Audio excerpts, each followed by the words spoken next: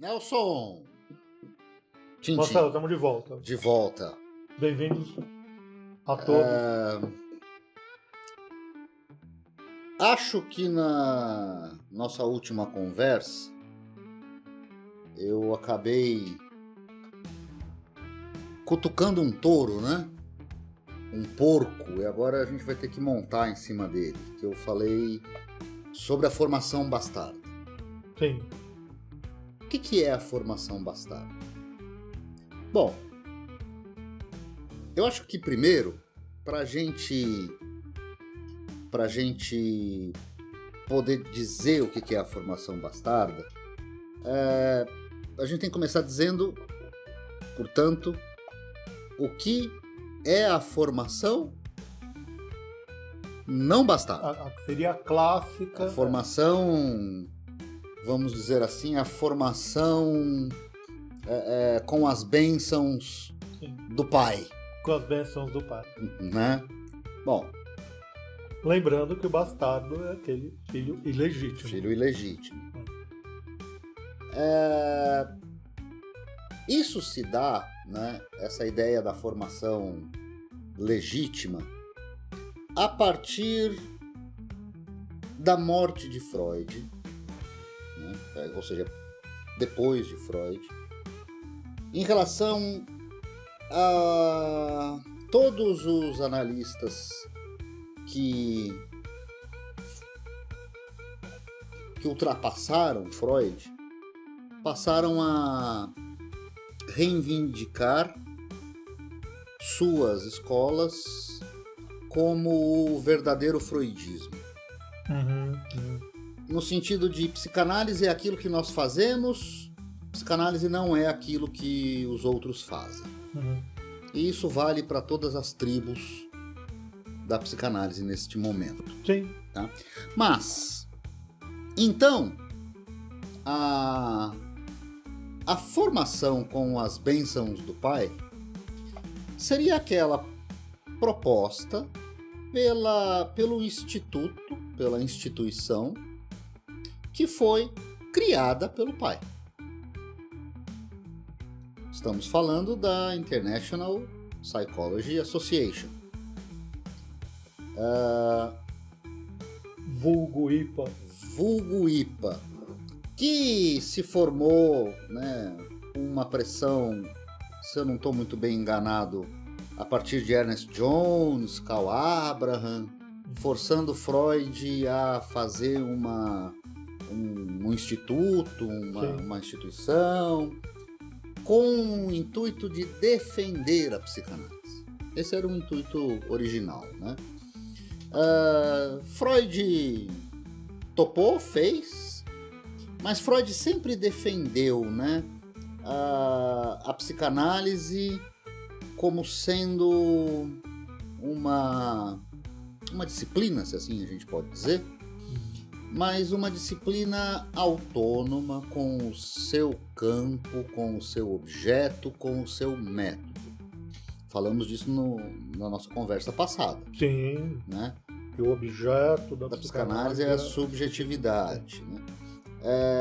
Então Freud defendeu isso e lutou muito, eu acho que em 3 grandes frentes, né? Primeiro, que a psicanálise não fosse vinculada à cultura vienense. Sim, sem dúvida. Tanto que, quando fundou-se a IPA, o primeiro presidente escolhido foi o Jung. Primeiro, o Jung era suíço.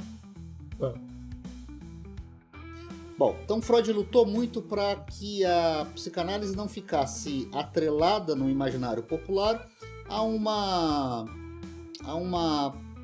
prática vienense, austríaca. Então ele quis que a psicanálise ganhasse o mundo. Bom, outra vertente que o Freud sempre lutou foi para que a psicanálise não fosse vinculada ao judaísmo. Isso, tem muita coisa escrita a respeito disso. Não ser uma ciência judaica. Tanto que também Jung, nesse quesito, Jung não era judeu, então já foi mais uma tentativa de Freud nesse sentido. E a última foi para que a psicanálise não fosse vinculada a uma prática médica, restrita à medicina, encampada pela medicina. Então são as três grandes lutas de Freud pela sua ciência, se assim a gente pode dizer. Sim. Eu escutei tudo isso que você está dizendo recentemente, há poucos anos, essas críticas.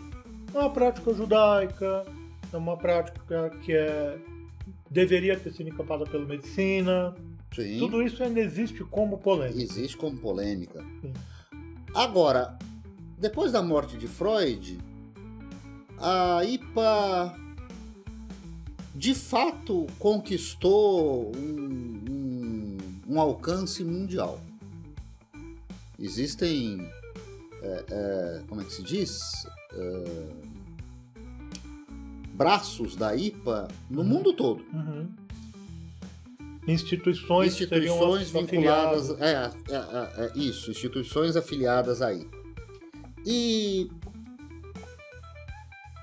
a IPA, ela se assenhorou o nome e o status de oferecer a formação pura, a formação abençoada pelo Pai. Sim. Essa é a formação não bastarda. Não bastarda. Bom, agora fazendo um salto, né? A psicanálise chega no Brasil. A psicanálise chega no Brasil pela Argentina. E a psicanálise chega na Argentina através de Londres, da escola inglesa. Sim. Bem, o que acontece é que na IPA, volta e meia saía um arranca-rabo pelo meio e aparecia um grupo dissidente que montava uma outra instituição, um outro instituto. Lacan também rompeu com a IPA na França. Então é uma história marcada por rupturas, né? Sim. Lá na Argentina, a ruptura se deu entre dois movimentos. O grupo Plataforma e o grupo Documento. Agora não me peça muito para dizer o que cada um deles, porque aí também não saberia dizer.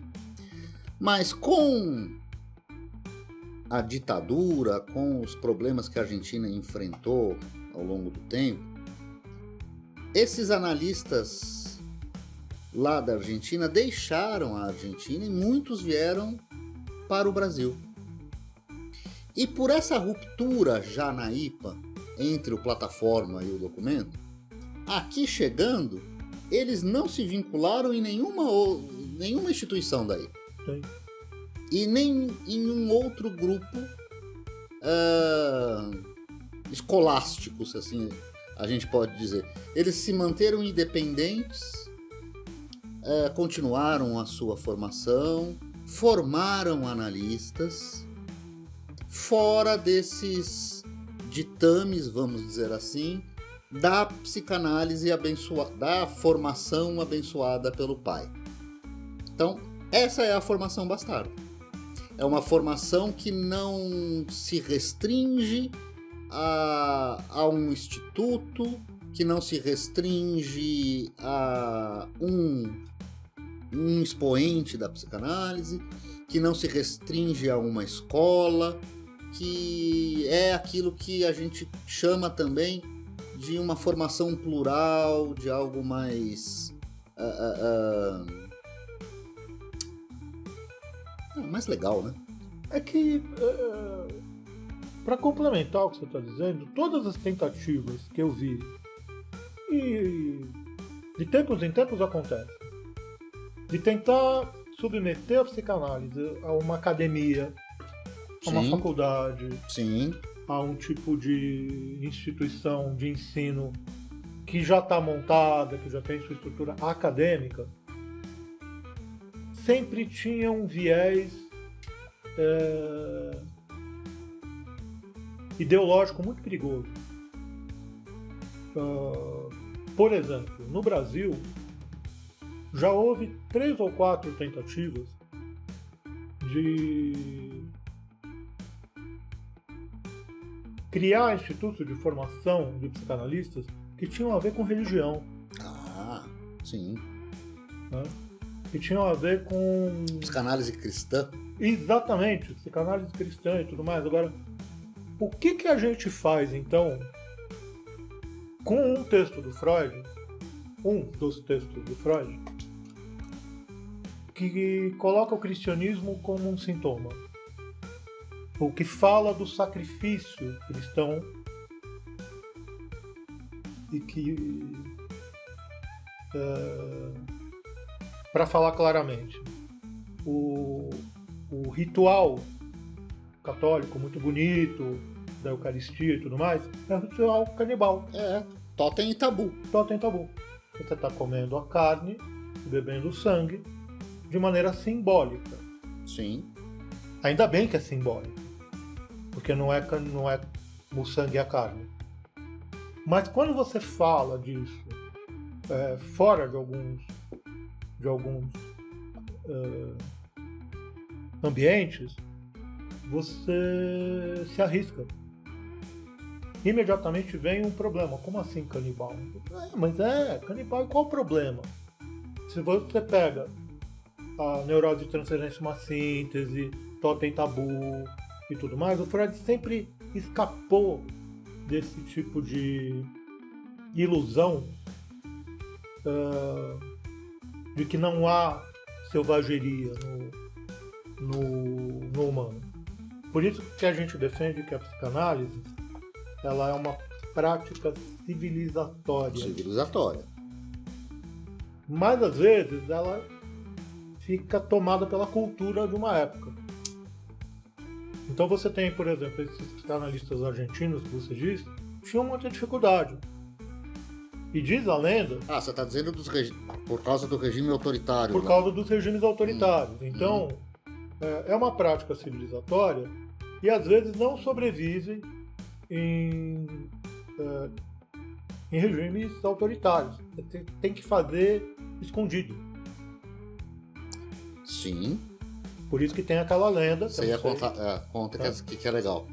Que alguns analistas argentinos atendiam como se fossem taxistas. Uhum. Porque eles eram taxistas, não terapeutas. Porque não dava para abrir o consultório. Sim. Não dava para ter um grupo.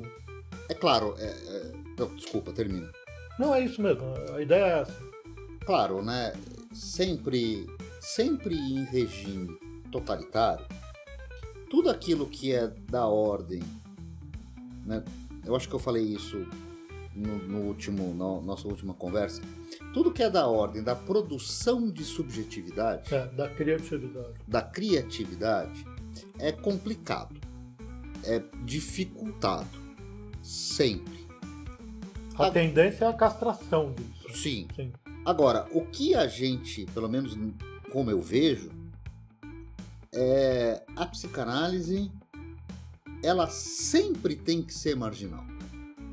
Ela sempre tem que ser marginal. Por isso não dá certo tentar submeter a uma academia. O que não dá certo é a psicanálise inserida na cultura. Marginal à cultura, porque um regime ditatorial é uma produção cultural. Ela, claro, me entenda, né? Com toda a dor, com todo o sofrimento, com todos os percalços que um regime totalitário impõe, se a psicanálise se mantiver fiel à sua proposta, ela sobrevive. E qual é a proposta? A psicanálise, se ela tentar se adaptar ao meio cultural no qual o momento está impondo, seja um regime totalitário ou não, aí eu tenho dúvidas se ela se mantém. Se daí ela não vai se tornar mais um instrumento de uma prática interessada e dominante. Mas esse é o paradoxo que a gente tem que lidar com o nosso ofício. Gostei. Paradoxo. É um paradoxo. É um paradoxo. A gente se formou em algum lugar. A gente faz parte de grupos de estudo. A gente mantém grupos de discussão. Mas não dá para se manter ali. Só que a gente não é afiliado. Sim. A Por gente quê? não se filia. Porque a gente tem que estar à margem. À margem. Sempre à margem. Sim. E por mais que a gente forme grupos, por mais que a gente discuta, por mais que a gente faça pesquisas acadêmicas mesmo, com base na psicanálise, tem gente com doutorado, mestrado com base em psicanálise, nós temos isso na nossa história, a gente nunca se afiliou a uma academia. A própria psicanálise não é afiliada a uma academia. Ela é tema de pesquisa, constante pesquisa, mas nunca de uma pesquisa direcionada por um viés ideológico. Isso é muito complicado. Nem por um viés ideológico e nem por uma ortodoxia. Nem por um viés político, nem religioso. Gostei muito do que você falou, queria que você falasse mais um pouco. Paradoxo. O paradoxo é que para a gente poder... Nós falamos isso no episódio passado, né? O analista só é analista se ele tiver... Ele se autoriza a partir de si mesmo e de alguns pares. Que pares são esses? Às vezes, sem dúvida, o analista, o supervisor, colegas e às vezes professores de instituições que falam de psicanálise. A gente estudou em lugares que ensinam psicanálise. Sim. Só que o diploma não nos autoriza a clinicar. Não é a carga horária de uma escola que nos autoriza a clinicar. Não é o diploma que autoriza a abrir o consultório. Então tem gente que começa a clinicar antes de terminar um ciclo acadêmico. Muita gente. Uhum. Nós começamos a atender de maneira voluntária no hospital e tudo mais, às vezes antes de ter um diploma. Custou tantas horas de psicanálise em tal lugar. Isso é o que eu vejo acontecer de mais legítimo. O que autoriza, agora eu vou dar uma puxada para o nosso lado mais teórico. O que autoriza o psicanalista é o desejo. E isso é complicado. Porque você pode ter... O desejo do analista? O desejo não de ser analista. O desejo do analista. O desejo do analista. Porque Ou seja, querer ser psicanalista... O desejo próprio daquele indivíduo que pretende ser analista. Isso. Uhum. Então não é o desejo de ser psicanalista. Não. É outra coisa. Por que o meu desejo me leva a querer isso? Exatamente. Por isso que o nome do nosso coisa aqui é o nosso sintoma. Uhum. Porque querer ser psicanalista é um sintoma grave. Sim. A gente tem que dar uma orientação para ele. Fazer isso ter uma função. Não sei se você concorda. Concordo. Mas é que eu estou pensando no paradoxo.